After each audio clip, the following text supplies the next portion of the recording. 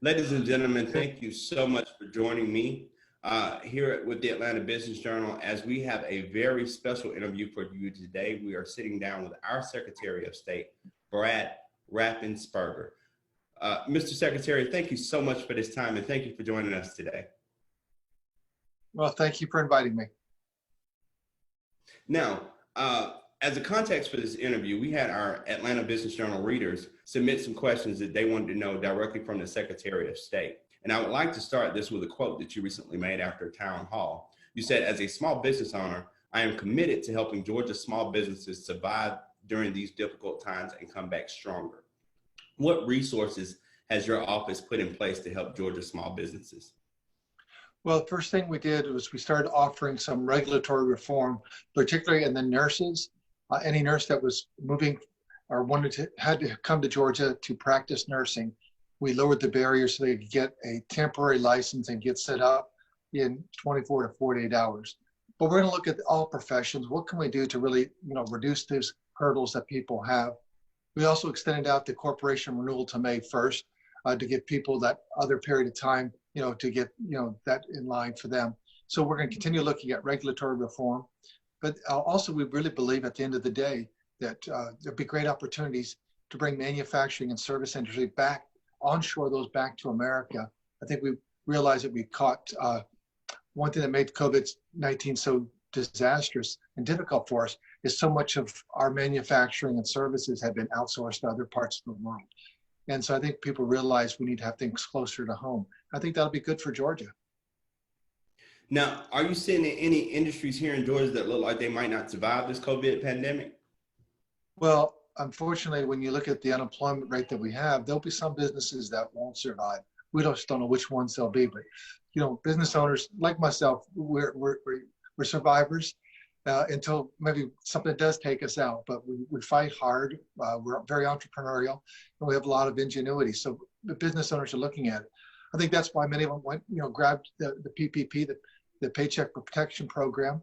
And I have to give a shout out really to our community banks. They really stepped up. And so one advice I'd give any business owner, I think most business owners realize it, but make sure you have a sharp CPA. You'll really appreciate him tax season. But I think when you have these kind of situation, they can help really, get your paperwork in line, when you have to submit for loans and grants and things like that. And then the community bankers really stepped up. I'm just really excited about that. And all those were Georgia-based banks. Wow.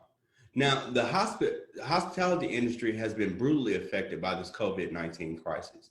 Are there any special programs in Georgia for the restaurants and the hotels other than federal help that we have?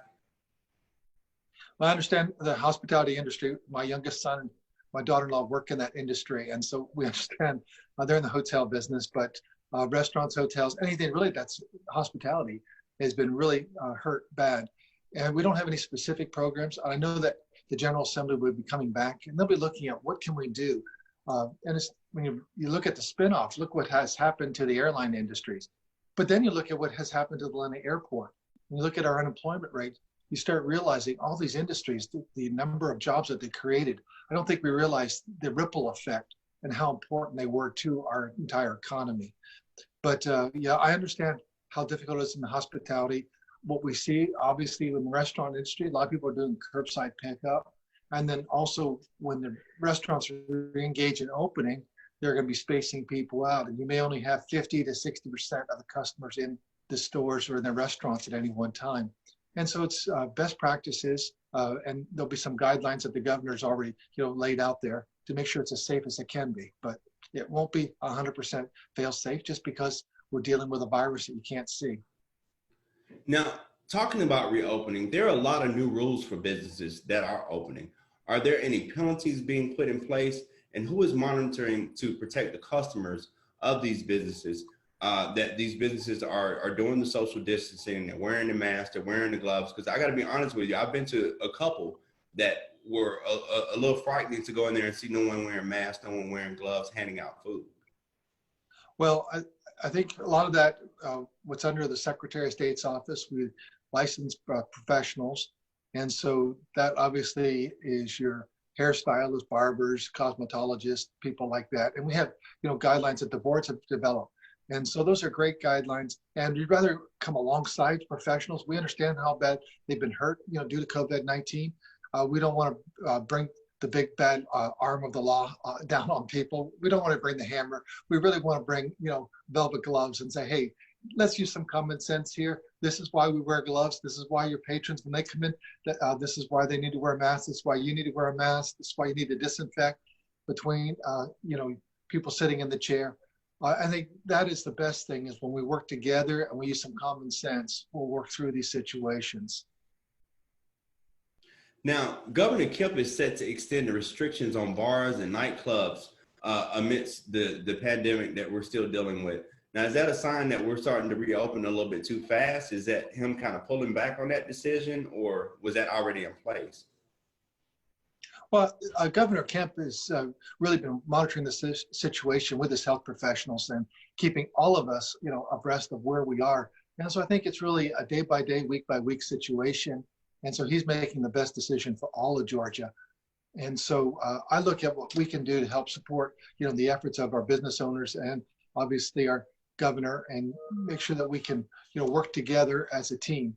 And so, he will, continue to monitor that. Now, unemployment has seemed to hit Georgia very, very hard, with millions of people literally applying for unemployment. How prepared are we to handle a long-term effect of what we're seeing now? Well, that's why it's so important that we get our businesses back to working, because businesses, hire employees. And so we need to get our employment back. But at the end of the day, no one wants to sit at home. People want to get back to their jobs. And so how do they re-engage, in a safe way? But obviously, Georgia has been hit hard. And I think it's really been a wake-up call. What can we do to further diversify our economy? We have a fairly diversified economy already. What can we do to grow more businesses in Georgia and prepare ourselves? This is something that happens once every 100 years. So I don't know how you ever really prepare for it, but more diversification in the economy, more bringing back manufacturing back to Georgia, I think is good for all Georgia. And so I think we're going to continue to look at that. But then social distancing, and then really best practices, really using your common sense, making sure that you space people out, wear a mask. You may be, you look like a young fellow right there looking at you there, and you aren't in the high risk age group probably, and you think you're infallible. I get that, okay? But someone, a little bit, maybe about 40 years old, went into a store and they were wearing a mask. And an elderly couple came up to him and they said, "Thank you for wearing a mask." So it's not just that, you may not think you need it. I know you're invincible, but the elderly couple will really appreciate it. But that's really what it is let's just, think about our fellow neighbor and work together. We really have that civic spirit. And I think it all comes together and we'll work through it. It's a tough situation. And there's really, you can't really sugarcoat it. You just have to really deal with it. But we will come out on the other side stronger and better.